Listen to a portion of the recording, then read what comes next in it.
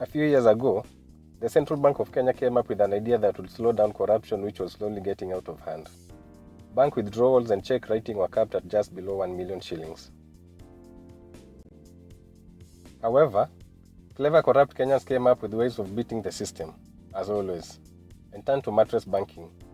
But that was before a bombshell by the government a few days ago that come October 1st, all the old 1,000 shilling notes will be rendered useless.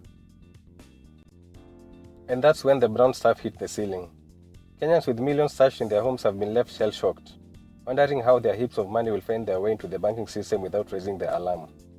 Tick, tock. Time has never flown so fast. Zippo has compiled a list of Kenyans who are suspected of being in possession of millions that are securely stored in their home safes. And while some are the usual suspects, a few names will come as a surprise to many. While all the governors, both old and new, are suspects after corruption became devolved thanks to the new constitution, Anne Waiguru will open the list for obvious reasons. The sight of money being carried in sacks has never left the memory of Kenyans. Honorable Njagwa Kanyi could be a role model to many a youth, although the former musician's source of wealth remains sketchy. And don't you dare say it is music. While music definitely pays nowadays, it can only do that to a certain extent.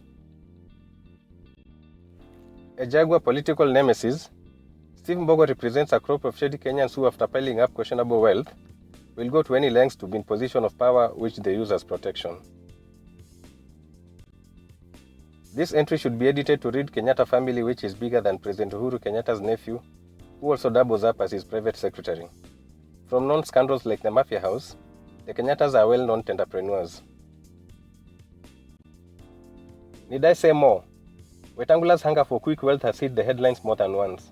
The Bungoma senator, more recently, almost single-handedly brought the diplomatic ties between Kenya and the UAE to its knees, after the Dubai Crown Prince was conned millions in fake gold. Well, the Moi umbrella has to enter the list for reasons dating back to the 80s. The former president could be enjoying his retirement in Cabernet, but he is well represented in this new era thanks to Gideon and his sibling Philip. The DCJ may have escaped and will escape the justice system of a technicality. But Madam Justice is reportedly one of the low-key millionaires whose appetite for illicit money is well known. If you're not in the know, the FBI is reportedly in possession of a list after the Akasha brothers snitched on prominent Kenyan personalities in the global war against the trafficking of narcotics. Also a governor, and the usual suspect, Mike Sonko deserves a spot all to himself.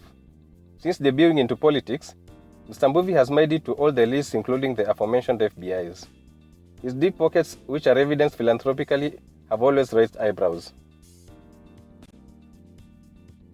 Also in the list of over 200 persons of interest that are being monitored closely is Ida Odinga, who is believed to be the custodian of the family's millions that include the late Fidel's illicit monies. William Ruto has to top this list, thanks to his already soiled reputation. The DP, who is eyeing the top seat in 2022, has been accused of having billions in illegally acquired cash, with his naysayers saying he is laundering the loot through church donations. It is therefore no wonder his lieutenants have been all over defending him, by saying that the fight against corruption is targeted at him. More so the move to illegalize the 1,000 shilling notes.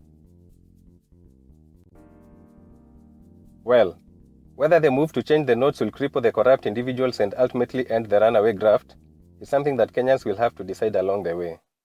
That being said, similar stances by the state have remained a mirage, with nothing tangible to show.